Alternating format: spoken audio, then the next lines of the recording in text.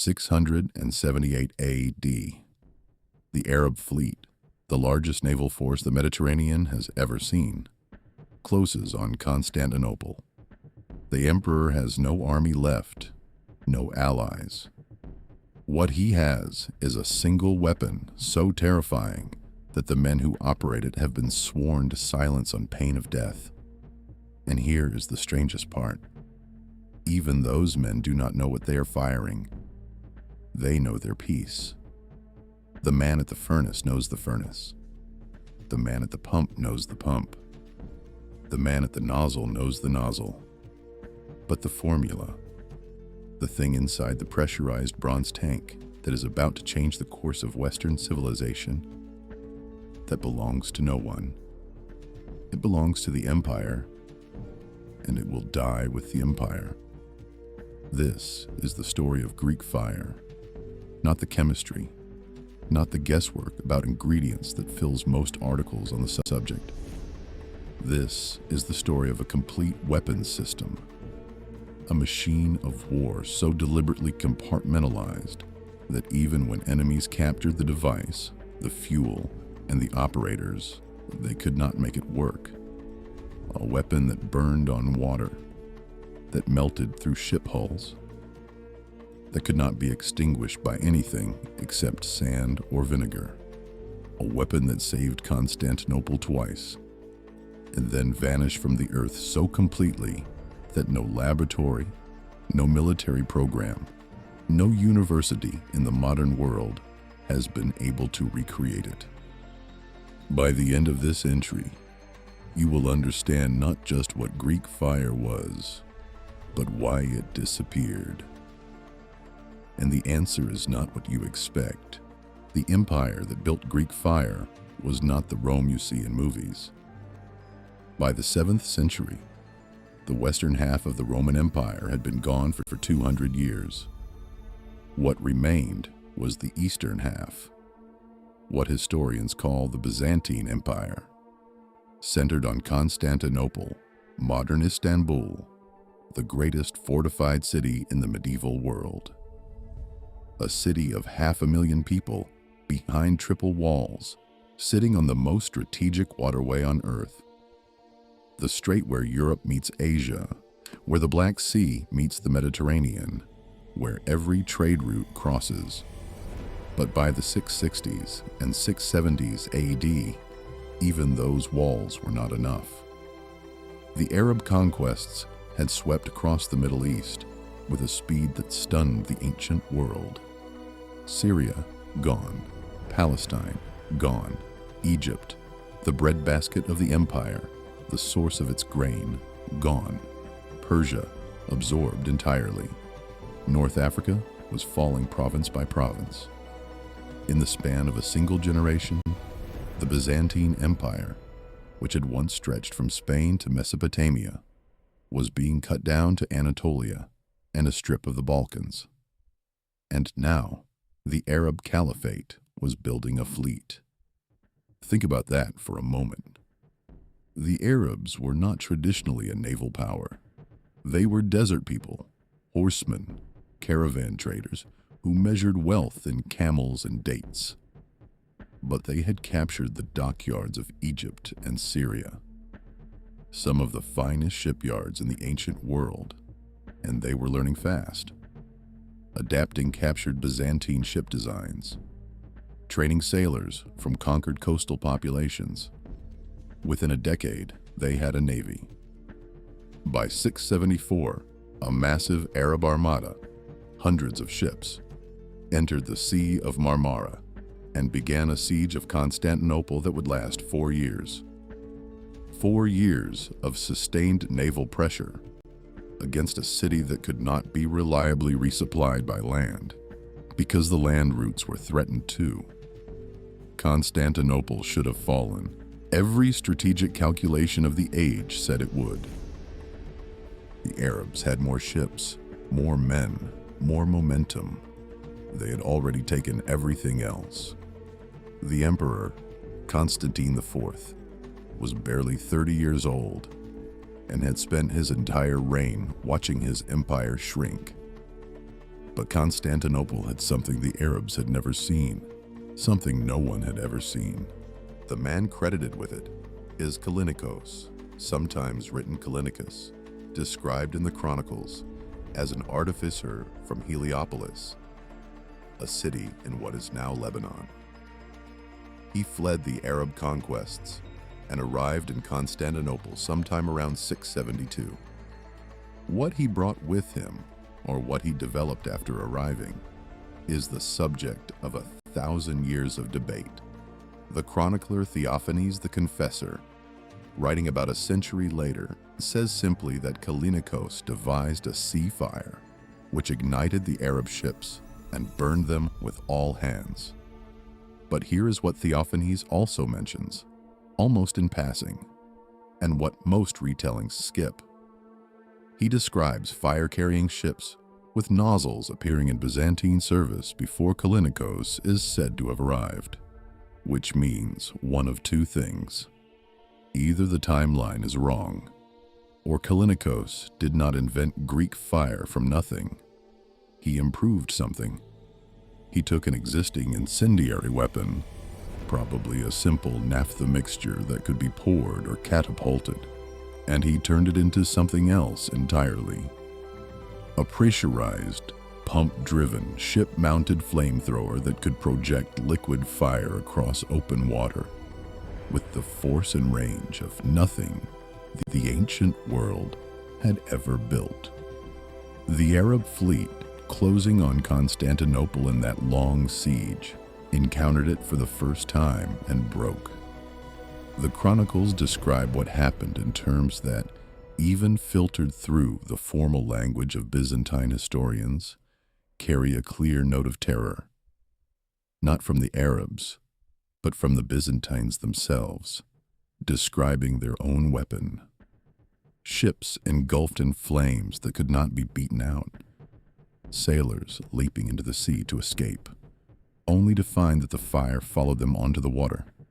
A liquid that clung to hulls, to ropes, to skin, and burned until it was consumed or smothered with sand. The Arab fleet retreated, regrouped, came back, encountered it again, retreated again.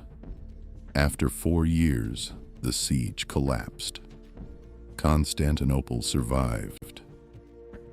And here is the detail that changes the shape of the story. When the Byzantines used this weapon, they did not use it often. They used it sparingly, strategically, almost reluctantly. Because every time they deployed it, they risked someone on the other side watching closely enough to understand.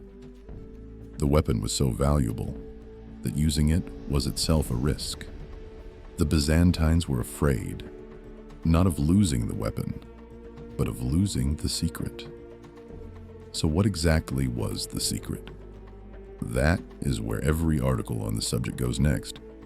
They list possible ingredients: naphtha, quicklime, pine resin, sulfur, saltpeter. They debate which combination produces fire that burns on water. And that is a reasonable question. But it is the wrong question.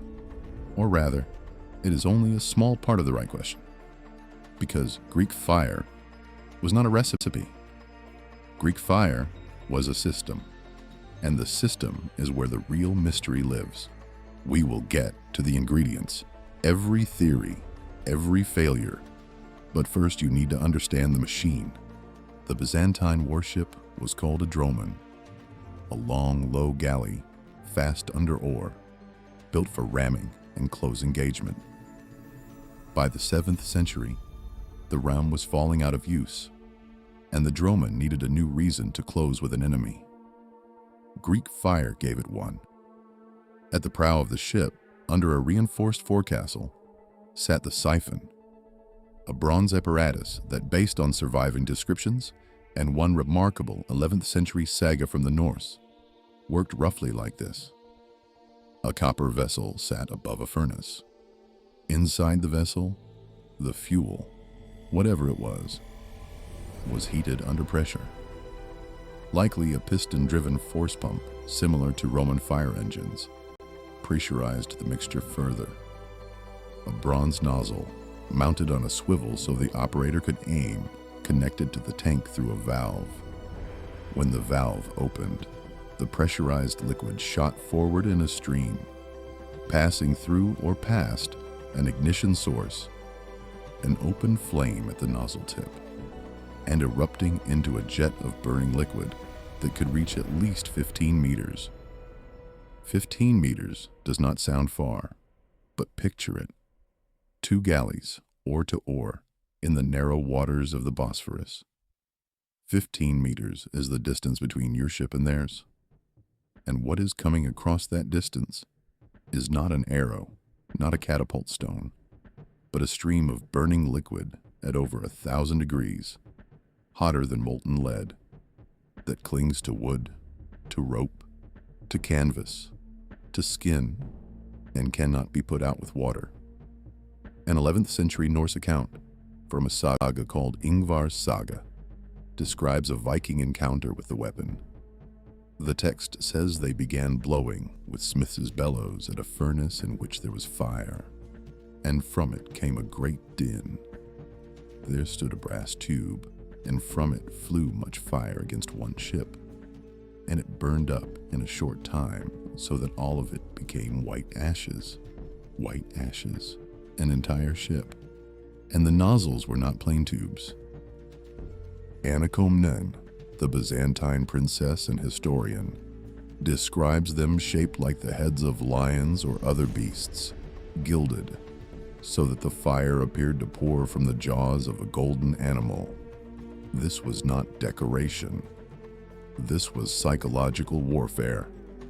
The sight of a gilded lion's head belching liquid flame across the water was designed to break morale before the fire even landed. But here is what makes it a system and not just a weapon. The fuel alone, poured from a bucket, is an incendiary. Every culture in the ancient world had incendiaries: pitch, naphtha, sulfur, burning oil. The Greeks used firepots at Troy. The Assyrians used burning pitch in siege warfare 1,000 years before Byzantium. What made Greek fire different was not the fuel. It was the delivery, the pressurized projection, the specific combination of heat, pressure, nozzle design, and ignition that turned a flammable liquid into a directed, controllable, terrifying weapon that could be aimed, that could reach across open water, and that hit with a force and temperature no bucket of burning oil could match. In 2002, a historian named John Halden and an engineer named Maurice Byrne built a working reconstruction based on the survived descriptions. Crude oil mixed with pine resin, heated in a sealed bronze tank, pressurized and projected through a nozzle.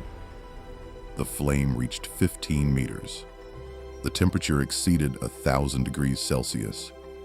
And this detail matters. The stream curved downward, not upward, which is exactly what you want when you are firing from the deck of a galley at the low hull of an enemy ship beside you. They proved the system could work. They did not prove they had the formula, because the fuel they used, modern crude oil and pine resin, produced a weapon, but not necessarily the weapon. The behavior described in the Chronicles, the burning on water, the resistance to extinguishing, the way it clung and spread, suggests something more than crude oil and resin, something additional, something specific. And that brings us to the ingredients. Every serious attempt to identify the composition of Greek fire has failed. Not in the sense that nobody has a theory. There are many theories. They fail in the sense that none of them fully explains the behavior described in the historical sources. The oldest and longest held theory was saltpeter, potassium nitrate. 19th century scholars, led by the French chemist Marcellin Berthelot, assumed that the thunder and smoke described by witnesses indicated an explosive component. This would make Greek fire an early form of gunpowder. The theory was abandoned when it became clear that saltpeter was unknown in the Mediterranean world until the 13th century, 500 years after Greek fire first appeared. The Arabs, the finest chemists of the medieval period, did not describe saltpeter until long after Greek fire was already in use. If the Byzantines had saltpeter in the 7th century, they were centuries ahead of every other civilization on Earth, and there is no evidence for that. The second theory is quicklime, calcium oxide. When quicklime contacts water, it reacts violently, producing intense heat. This seemed to explain the burning on water reports, but a Greek chemist named Zengelis tested this experimentally in 1932 and found that in open sea conditions, waves, spray, dilution, the quicklime water reaction produces nowhere near enough heat to ignite a liquid fuel. In a laboratory flask, it is impressive. On the surface of the Mediterranean, it is negligible. A third proposal is calcium phosphide, a compound that can be produced, theoretically, by heating bones, lime, and charcoal in a sealed vessel. Calcium phosphide releases phosphine gas on contact with water, and phosphine ignites spontaneously in air. This would elegantly explain a substance that burns when wet. But no experimental recreation has produced fire of the intensity described in the chronicles. The modern consensus, and it is a loose consensus hedged with uncertainty, is that the base was petroleum. Crude oil from the naturally occurring wells around the Black Sea, which the Byzantines controlled and which their sources explicitly mention. The word naphtha itself appears in Byzantine military texts. Emperor Constantine Porphyrogenitos, writing in the 10th century, specifically notes the importance of Crimean oil supplies. To this petroleum base, resins were almost certainly added. Pine resin, possibly animal fats, as thickeners. This would produce something functionally similar to modern napalm. Burning liquid that clings to surfaces and resists extinguishing. Byzantine sources themselves called the weapon sticky fire, a name that points directly at a thickened petroleum formula. But if it is just thickened petroleum, if it is just ancient napalm, then why has no modern attempt fully replicated the behavior described in the sources? Why does every reconstruction work partially, but not completely? There are two possible answers. The first is that the historical sources exaggerated. Byzantine chroniclers, writing for an audience that valued the miraculous, may have amplified the weapon's properties for propaganda. This is possible, likely even to some degree. The second answer is more interesting, and it is the answer that the Byzantines themselves would have preferred you never consider. What if the secret was never the ingredients at all? The Byzantine Empire did something with Greek fire that no civilization before it had ever done with a weapon. They classified it, not informally, not in the way a blacksmith might keep his techniques private, or a guild might restrict its methods. They built an institutional system of secrecy around it that would not look out of place in a modern defense establishment. Emperor Constantine VII, writing in the mid-10th century, 300 years after Greek fire was first deployed, left a document called De Administrando Imperio.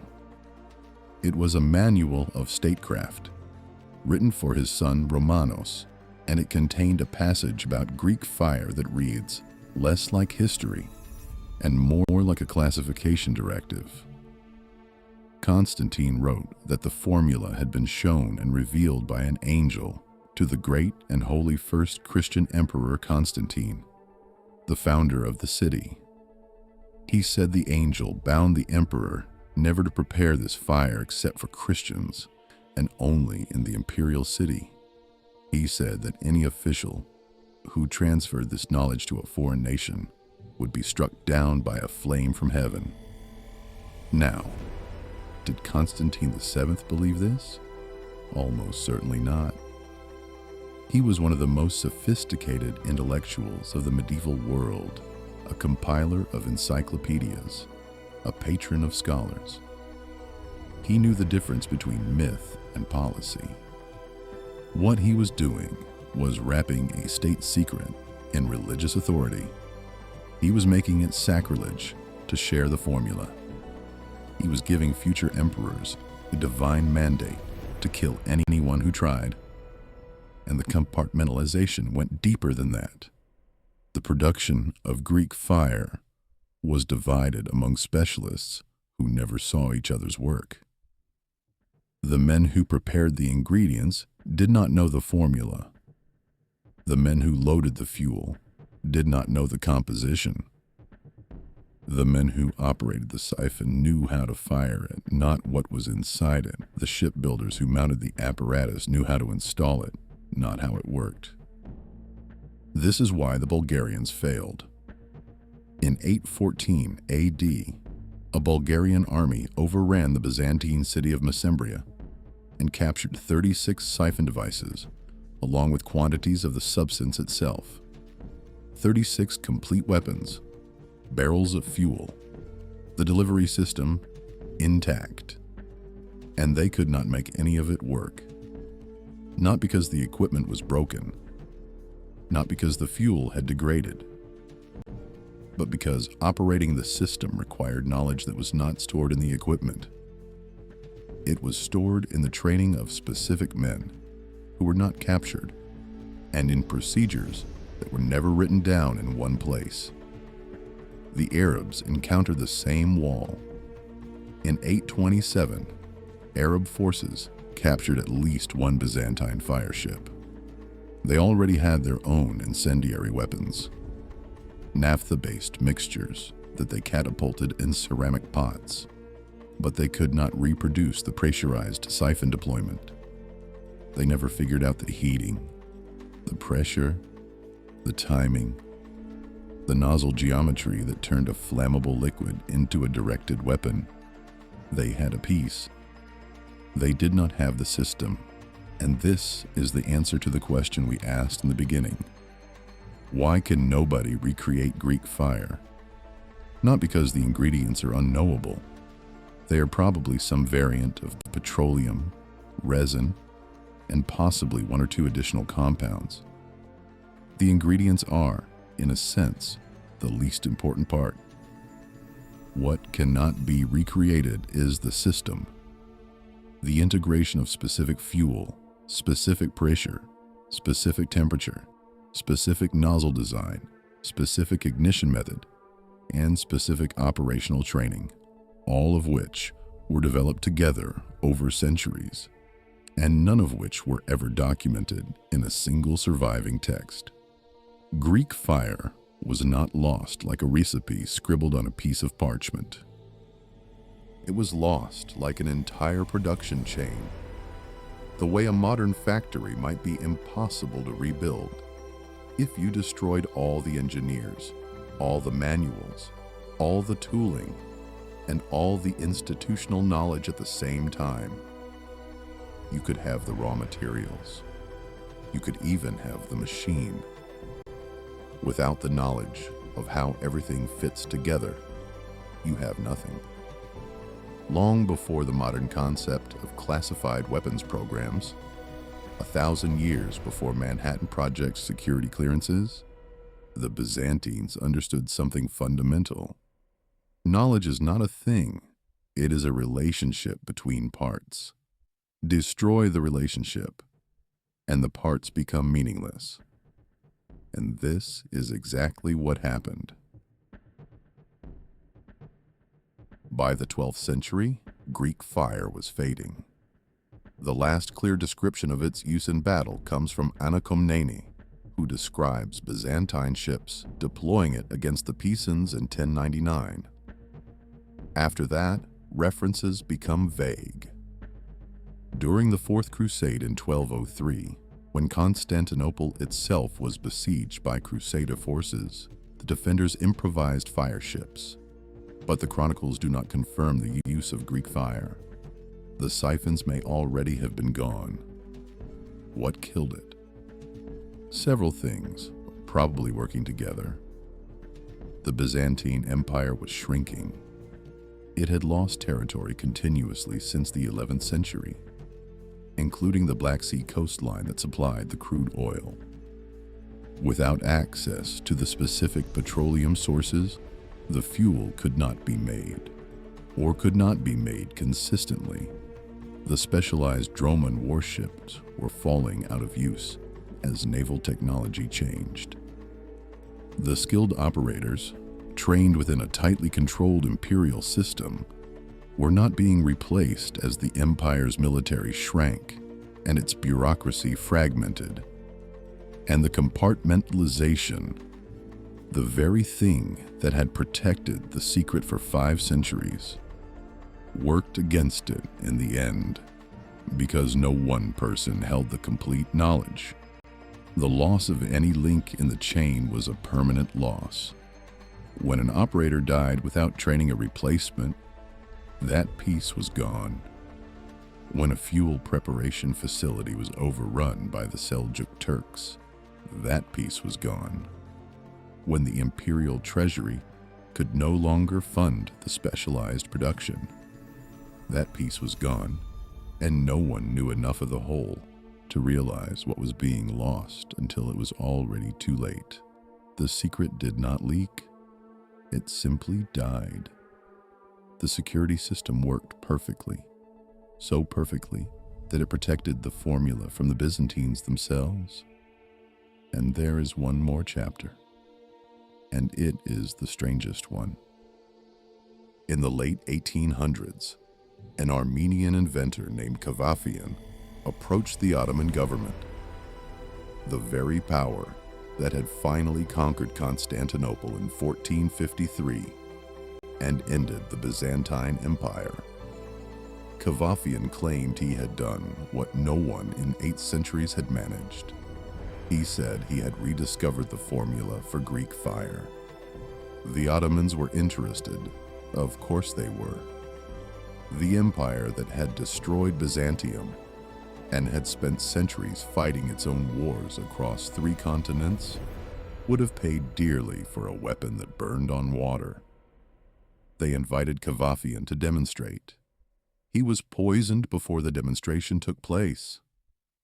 He died without revealing his formula. The knowledge, if it was knowledge and not delusion, died with him. Again. Did Kavafian actually have it? We will never know. But consider the pattern.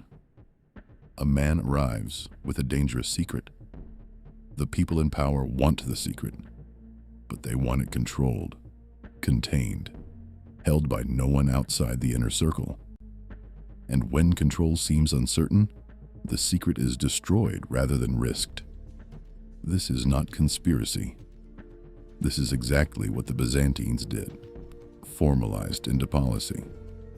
The Ottomans may have simply followed the same logic, better lost than loose. The story has the shape of a warning. Some knowledge, once lost, resists being found again. Not because the chemistry is impossible. Modern science can produce weapons far beyond anything the Byzantines imagined. But because the specific integration of components that made Greek fire what it was, the precise recipe within the precise machine within the precise operational doctrine, existed in a form that was never fully written and was deliberately prevented from being fully understood by any single person. The knowledge was not just lost. It was designed to be losable. And when the conditions for its survival disappeared, It did exactly what it was designed to do in the wrong hands. It became nothing. There is a lesson in this, and it is the lesson that the Old World Codex exists to preserve. Across every civilization we study in this archive, Mesopotamia, Egypt, Rome, China, the Inca, the Norse, you find the same pattern. Techniques that were perfected over centuries. Knowledge that was held by specific people in specific roles. And when those people disappeared, through war, through conquest, through the slow erosion of a culture's institutional memory, the knowledge disappeared with them. Roman concrete, Damascus steel, Wootz iron, Polynesian wayfinding, Inca masonry. These are not mysteries of chemistry or physics. Modern science can analyze them, approximate them, sometimes improve on them. What cannot be recovered is the lived, practiced, handed-down knowledge of how to do it. The apprentice watching the master, the son watching the father, the operator who had done this 10,000 times and could feel in his hands when the mixture was right. Greek fire is the purest example. A weapon so powerful it saved an empire. A secret so well kept that even capturing the weapon was not enough to steal it. And a loss so total that 1,000 years of modern science have not recovered it. The compartmentalized workers who made it never knew they were the last keepers of something irreplaceable. They went to their work, they did their part, they went home. And one day, the chain was broken, and nobody noticed until the weapon simply was not there anymore. If this is the kind of knowledge that belongs in your codex, the techniques that civilizations sealed away and the world forgot, you know where to find the next entry. But before you go, a question. Of all the lost techniques across every civilization we have covered, Greek fire stands out because it was not lost by accident. It was lost by design. The Byzantines built a system so secure that it outlasted the people who made it, and then it outlasted itself. Is that admirable or tragic? Would you rather a weapon this powerful be recoverable, knowing it could fall into the wrong hands? Or is the fact that it vanished proof that the Byzantines understood something about dangerous knowledge that we still have not fully learned? There is no easy answer. The Codex records. It does not judge. Until the next entry.